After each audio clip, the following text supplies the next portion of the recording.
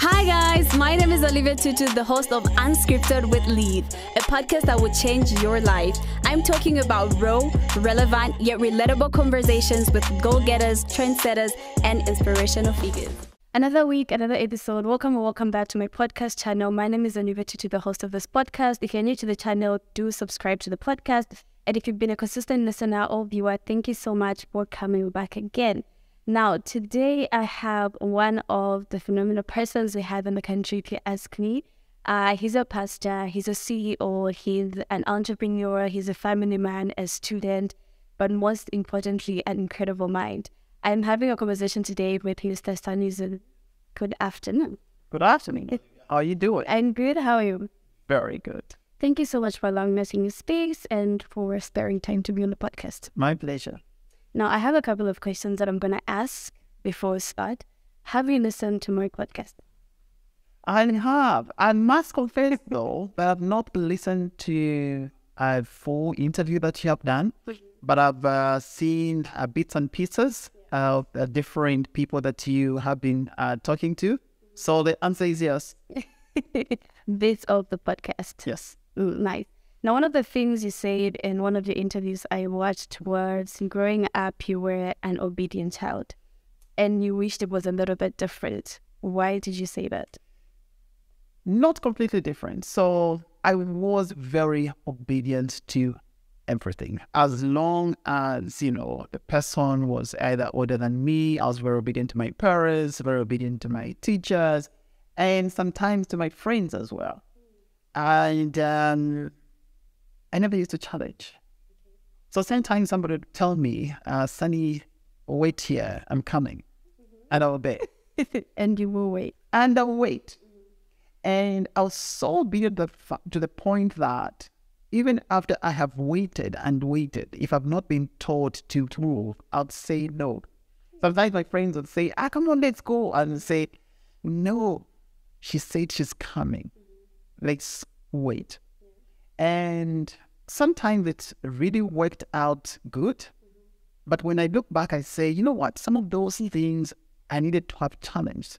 I needed to have questioned. I needed to have asked why. And if I knew why, then I'll know at what point I had to leave or had to move. At what point I had to apply my own judgment.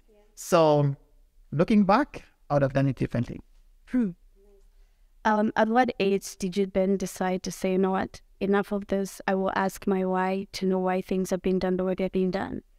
I think that started when I was somewhere around 13, getting to 14. And because I remember very well my mother, giving an example, and they said, Sonny is so obedient that even when you're walking with him, or he's walking with his friends and, dogs come out, when we were young, we used to walk in the streets. And sometimes, when the owner of the house is arriving at the house, they open the gate and the dogs would start, chasing whoever is walking on the road. For me, I was so obedient that somebody says, don't run. I'll stop there. I'll stand still.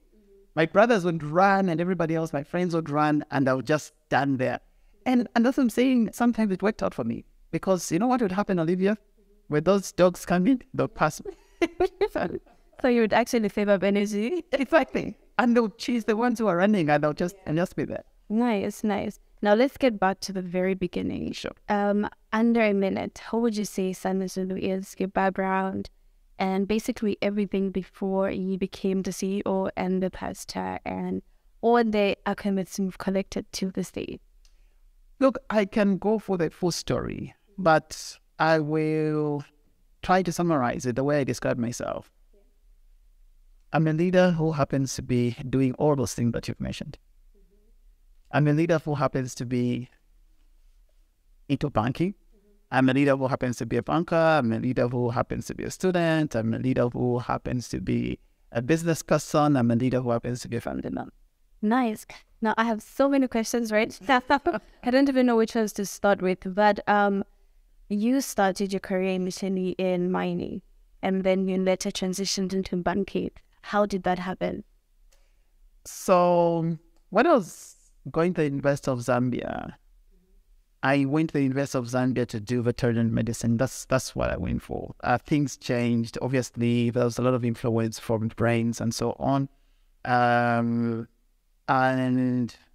when I started studying metallurgy, at that point, I was seeing myself working at one of the mines in Zambia. But along the way, I had my vocational training.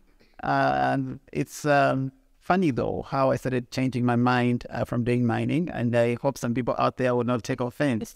Because at one point, I started, with my friend, I started wearing like smart shirts and neckties and everything else. And I loved that. And then when it went, and I would polish my shoes, I'll be very smart. And then when I went, for my vocational training at one of the mines, in the morning, I had, even all these safety shoes, and I polished them. And I went, by the time I was coming back, those shoes were not like the time when I was going. Yeah.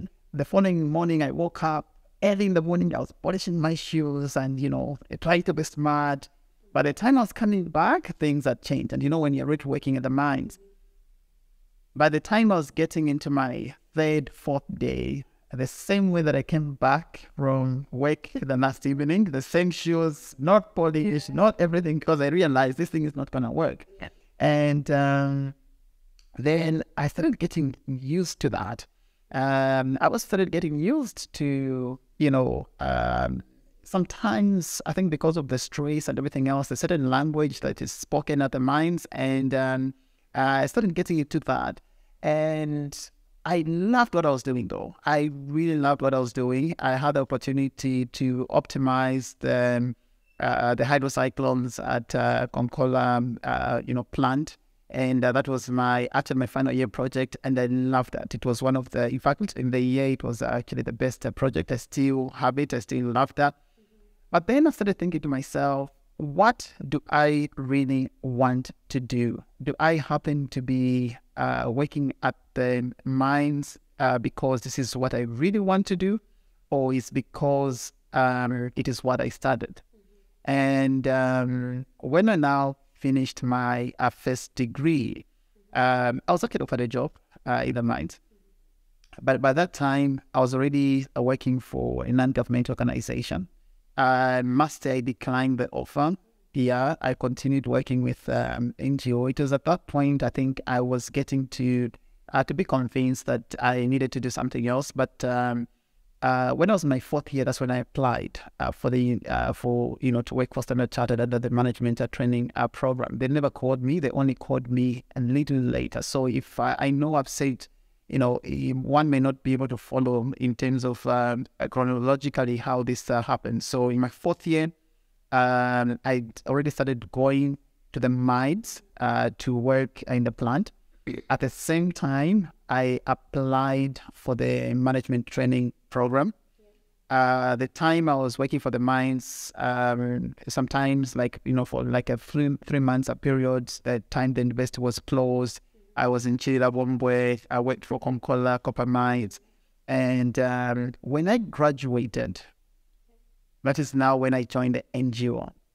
And after working with the NGO for about a year or so, that's when the bank called me for the interviews, and I passed those interviews, and then I joined Standard Chartered. So is it safe to say that almost all your life you worked for Standard Chartered? Or maybe you stopped in between and then you got back, or it's just been Standard Chartered?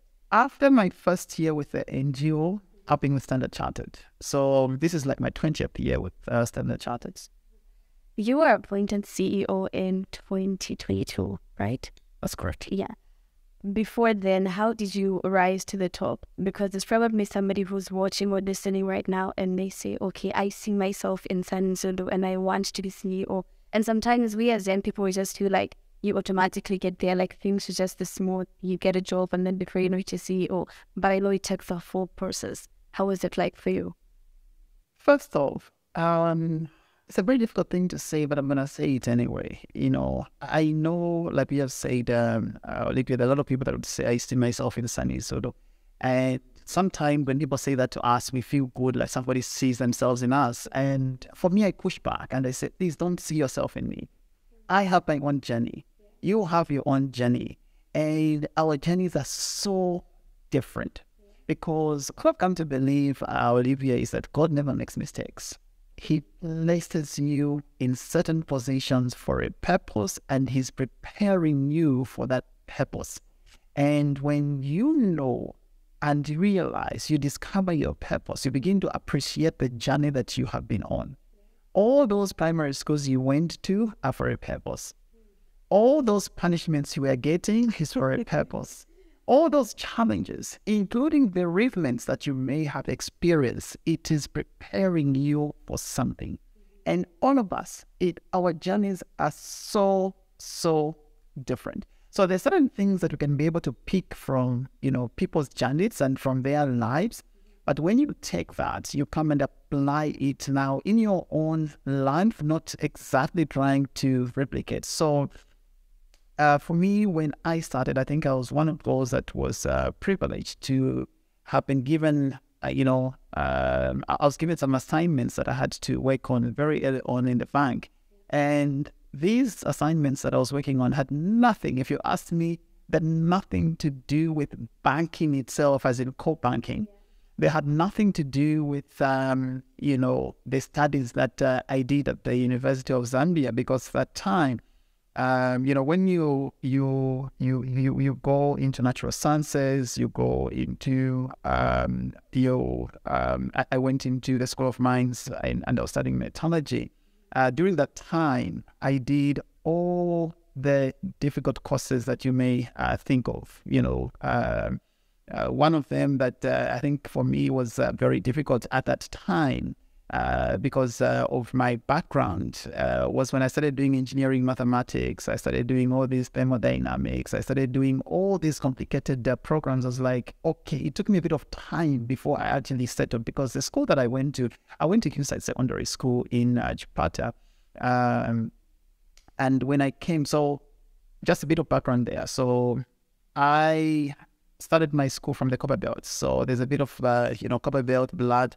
Born in Lusaka, started my school from the Copper Belt, and then came back in Lusaka. So I did my primary school, most of it at Charleston Primary School. So I was at Charleston Primary School. Now they've changed the name. I think it's Charleston Basic School, Charleston something. The one on Acacia Road, that's where I was, calling it Charleston Primary School at that time.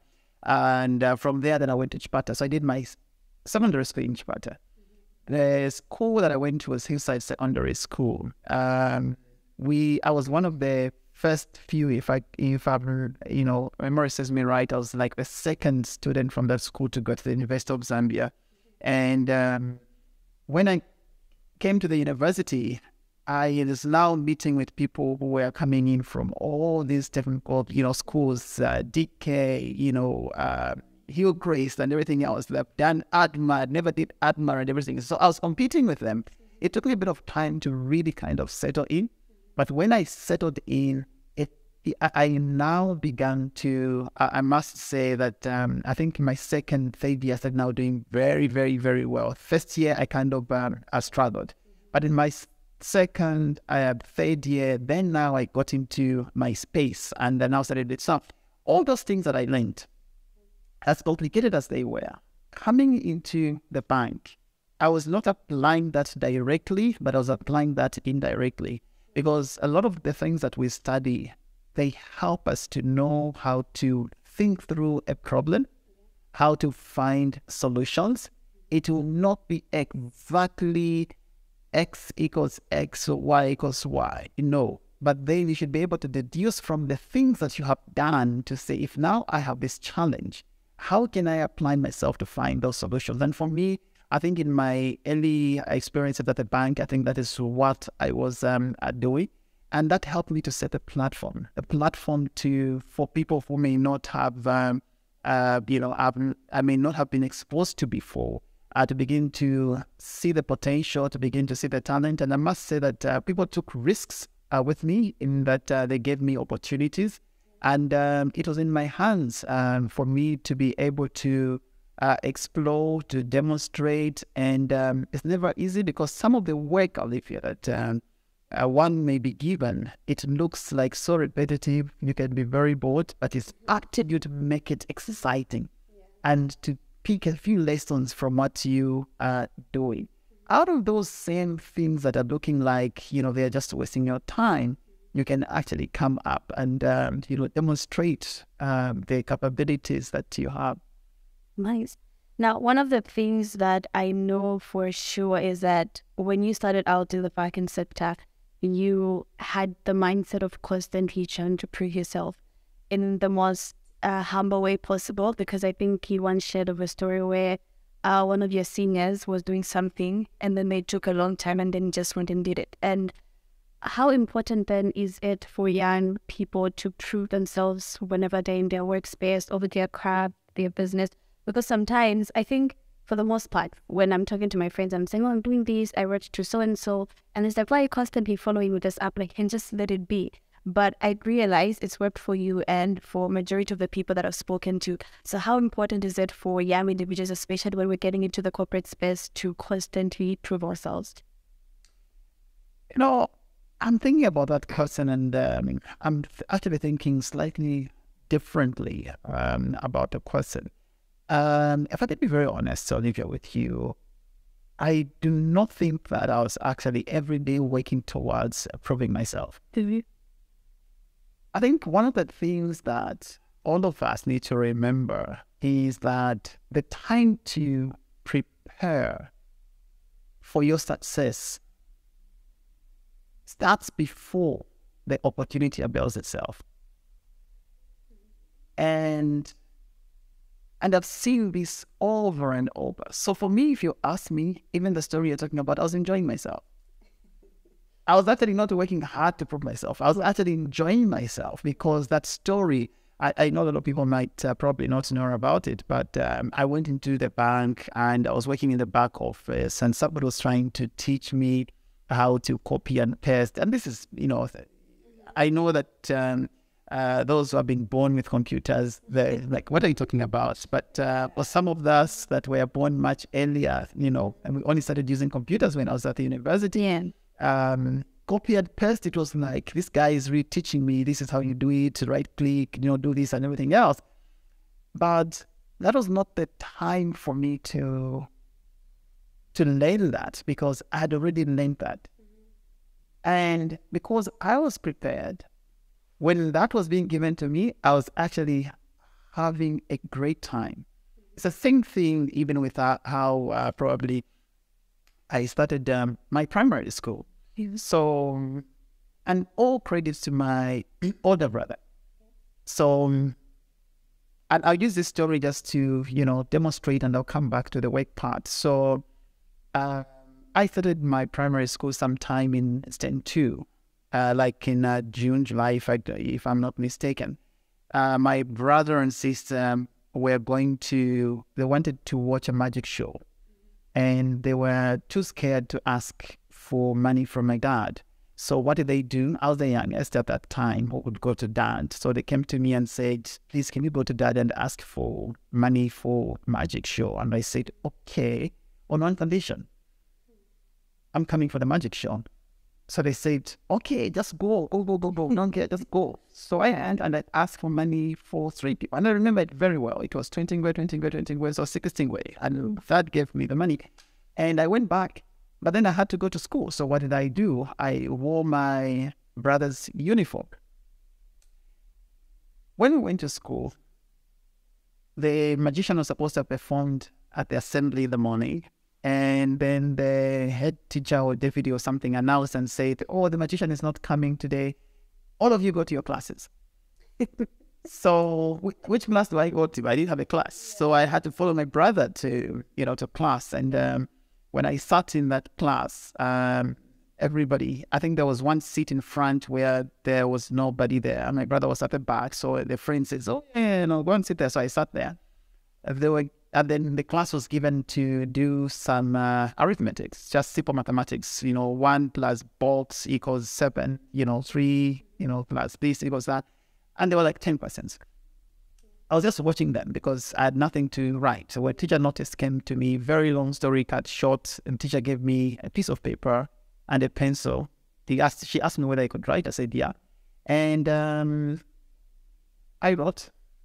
I finished. I got 10 out of 10. And that is how I started my grade 1. Now, if you look at that, the preparation was done much earlier because my brother was teaching us together. My older brother was teaching my immediate older brother and myself together. So he even put us in class. And it was very funny because sometimes when we don't do well, he would come in and say, you are pass number 3, you are pass number 11, but I just threw by that class. And that helped me. But when the opportunity came, I was able to do that. And I got 10 out of 10. She took me to the deputy headmaster and I started. So my point is, a lot of people really work so hard to prove themselves, but sometimes they do it so late. Start now. Invest in upskilling yourself. Invest in reskilling yourself. Our colleague today, a lot of things are changing, and they are changing very fast. Whatever field you are in, try to catch up with the latest developments. What is happening? I was just speaking to from a media house, and I'm saying, listen, if you're still doing business the way you were doing it many years ago, things are changing. You'll be out of the league very shortly. So you have to catch up. And for me, it is every single person.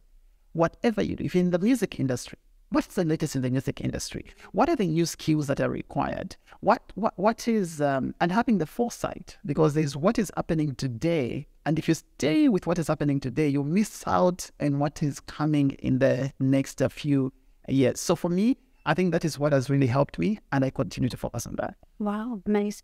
And of course, while you're tuned in to Unscripted with me, make sure to do with some good cup of coffee, juice, water, whatever beverage benefits you need. And don't forget to subscribe to the channel if you haven't subscribed yet. Now, you have worked in the Middle East before you were actually CEO of Zambia. What are some of the things you learned, or how has your experience with the Middle East sort of contributed to your role as CEO now here?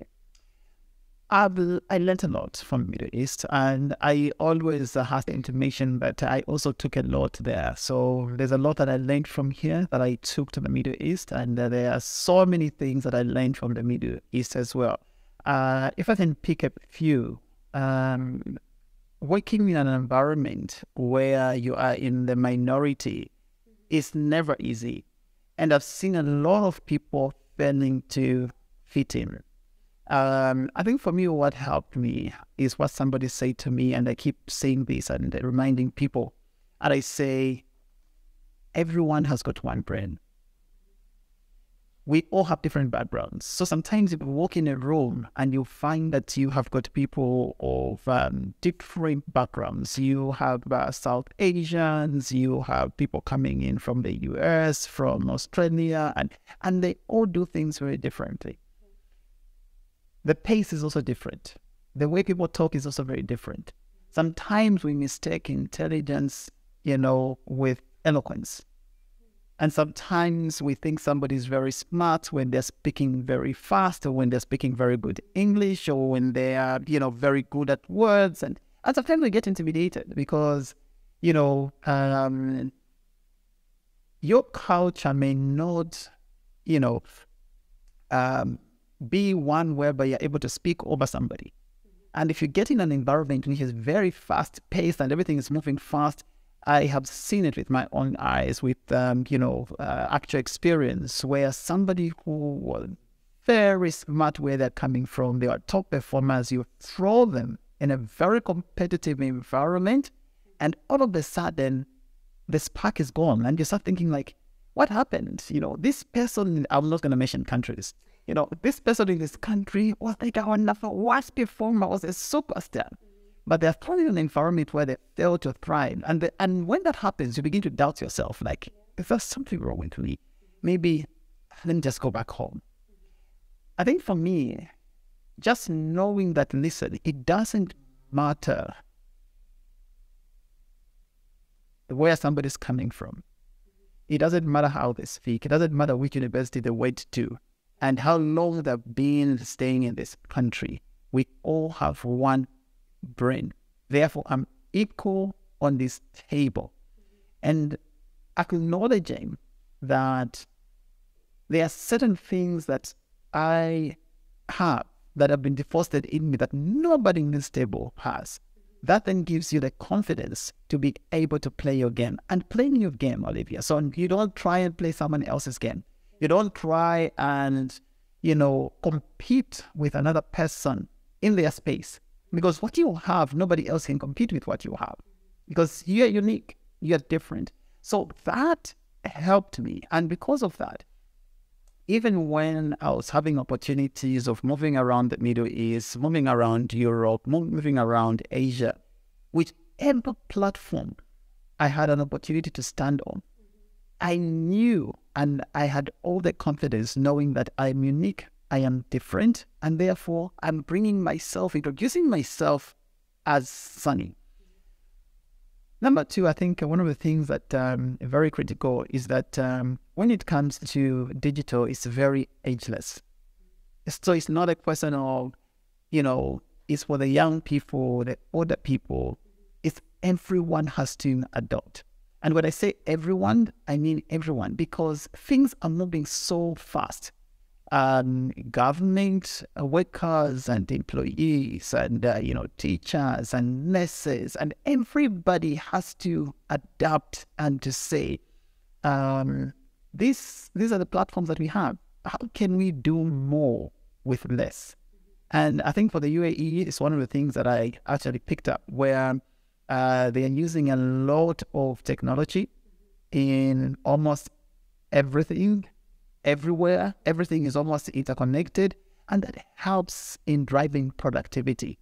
And it's not waiting for the government to do it, but everybody actually is getting in there. I think the last thing that I would like to say, and there's quite a lot, the last thing I'd like to say is they're so deliberate on almost everything. If you're talking about happiness, you have to be deliberate about it. It doesn't just happen. If you're talking about security, you have to be deliberate about it. And it also helps. I'm going to say this. I hope I don't get in trouble for saying it. But I think sometimes we are too democratic in the way that we do things. We tolerate a lot of mediocrity. We tolerate a lot of indiscipline. We are okay with... just to give you an example. One day I was driving with my son and, my wife, and a car that was in front of us, somebody just threw something through the window. Now, me and my wife have grown up here. So being here, we saw it like, we didn't, to us, was like, I just say, I want to think. My son was at the back because his development stage has been like in the UAE for the last 4.5 years. When he saw that, he exclaimed in the car, and we got scared and looked at it, what is it? And says, look, that one, they have something in the window. And you know what, he was so emotional about it. And this is something that we looked at each other with my wife like, okay. But you see, it starts at a very young age. So there are a lot of things I think that we can be able to do, but we should be very deliberate about them. It will not happen on its own. We have to have policies. We have to drive it right from the top, and we also have to just be mindful not to be too democratic on things that are not good for the community, things that are not good for our lives, things that are not good for us. There's some point which, like a mother at home, nobody, Olivia, says, okay, how many people want to eat McDonald's today? Okay, how many? Now the majority McDonald's. You know what? That house will never eat healthy. Because the majority in the house will always be choosing chicken and chips. They'll always be choosing jackie food. And the majority rules. No, I love that. Now, of course, I met to see you are Standard Chartered CEO, but there's so much that you learned. Are you looking to expanding it to, sharing it with like the general banking sector, or it's basically the bank that you're affiliated to? No, listen, look, I think sometimes, again, we tend to be boxed in, either the communities where we've grown up in or the institutions that we are working with and so on. My approach is very different. Olivia, and I'm going to use you as an example. You are here on Ep, you're here for a purpose. And everybody, even the people that are watching there, everyone is here for a purpose. And where we are today, you look at it, you see, God does not look at this planet and says, okay, there's a line here, this is Malawi. It's us who drew those lines. You know, this is Zimbabwe, you cannot cross. No, you are here for a purpose, and you are here to save your generation here at this particular time. Saving your generation, it should not be limited by the boxes that we create and the institutions that where we are in. So for me, that's why you remember what I said at the beginning. How did I describe myself? I'm a leader who happens to be a banker. I'm a leader who happens to work in Standard Chartered at this particular time.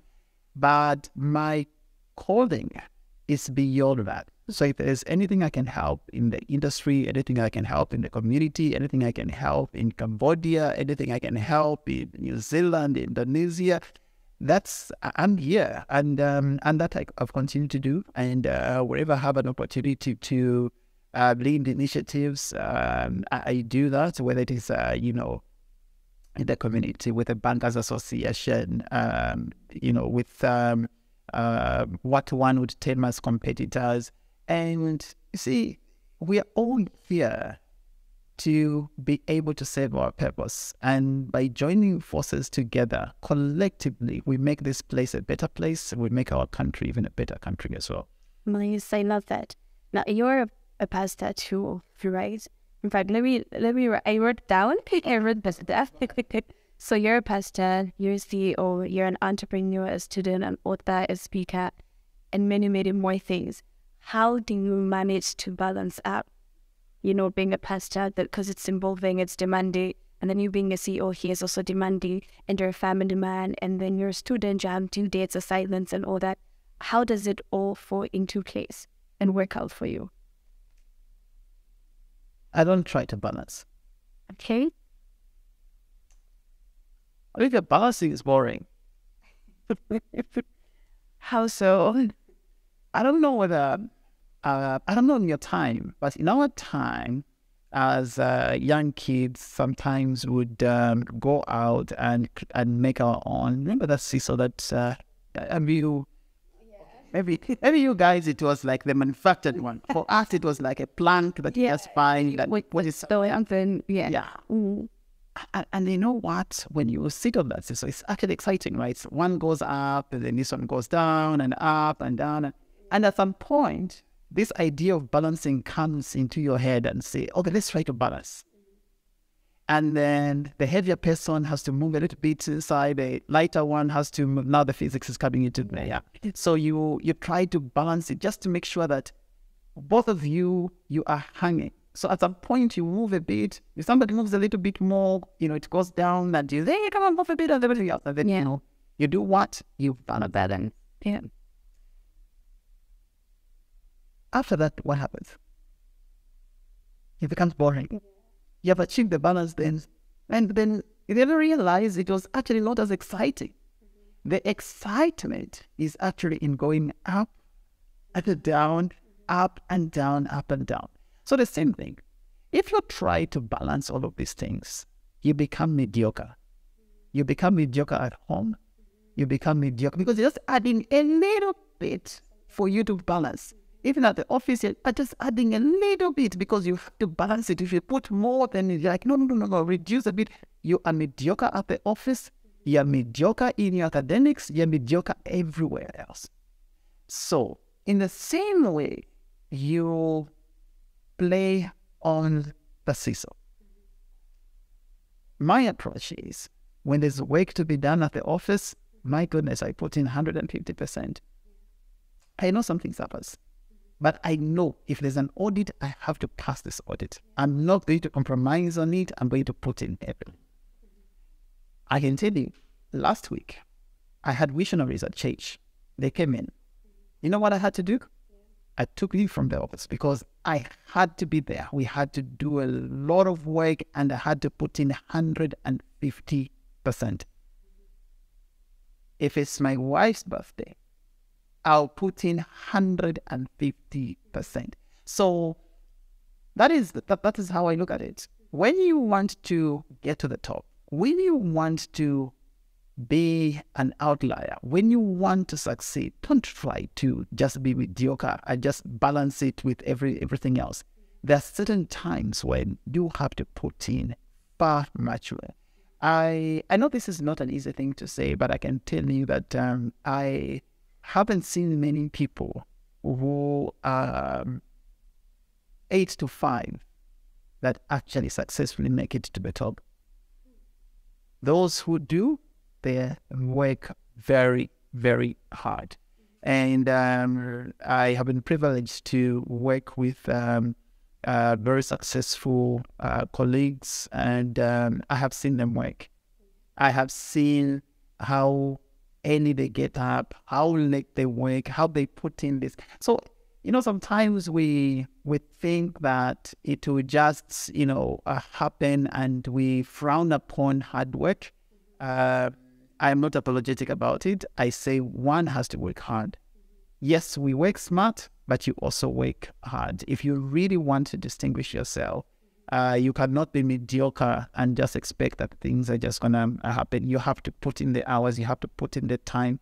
Even if it's sports, put in the hours. Practice and practice and practice and practice. I've not seen a single gold medalist that has actually made it just by relaxing and saying, I'm going to balance. No, they actually work so hard at it. And if you're not strong enough, you can't even cope with the training yourself. Now we're running out of time. I have a couple of questions. And your response. Let's leave it. Okay, so what's the one thing you learned when you were young that you feel propelled you to be the person you are today? I learned an element of emotional intelligence, understanding people, understanding myself as well. Nice. I know you read because you've written a book. I was hoping we could speak about it, but I'm hoping you give us a but too. Are we allowed to come? Okay, yeah. So what's one book that you can recommend for that young person who wants to thrive and become an outlier in life? Outliers. Yeah. There is a book. It's Outliers. It's a very good book. Yeah. Very good. Nice. Thank you so much. Is there anything you'd like to tell us before we leave, especially the young people that are getting started in their career, in their professional journey? Yeah, so look, a lot is in your hands. And do not be disappointed or discouraged when things look like they're not working. Take it as part of the preparation. When you are in the valley, look at what lessons you pick up from there. The answer is not far away from where you are. If you look at the way God works, He prepares you. It's not by accident that Moses had to grow up in Pharaoh's house. God was preparing him even before he knew that he was going to be the one to lead the children of Israel out of Egypt. It was God's plan. Because how can somebody have come in from Zambia to go to Egypt to go and, from nowhere to go and lead their children? God prepared Moses. He had to know how Pharaoh operates, how the palace operates, and the confidence to be able to go into that house. It was not by accident that David was the one to go and fight Goliath. God was preparing him. God sent him to go and fight the bears and to go and fight the lions. And because David was out there, he had been prepared. When Goliath came in, David was remembering all those battles that he fought and says, you know what, who is this uncircumcised Philistine? And he had the confidence to do that. It was not by accident that Esther was a niece to Mordecai, who everything else. So wherever you are, if you're working in the palace today, it's not by accident. If you have been exposed to Menilunga today, it is not by accident. Look at the opportunity that is in Menilunga. Look at all of these things. Whatever you have been through, you are being molded. You are being prepared. You may even have lost your job. You may even have been fired. In that process, don't just mourn about it. Look at what have I learned from here, and what is it that you're being refined for, you're being purified for. So whatever experiences that we've had, look at it very positively. What you're going through today will not determine, and does not determine what your ending would be. We all have challenges. I've had my own challenges. Everybody has their own challenges, but remain strong. Keep on pushing. Do not mistake the journey with a destination. The journey gets you to the destination. And if this journey, this process seems as if it's not working, it's all right. It's all right when you have tried and you've tried and you've tried. And to say, you know what, this I've tried, but I'm not giving up on my goal. But it's fine to give up on this process that is not working. I am still pushing and I'm going to get to my destination. All the best.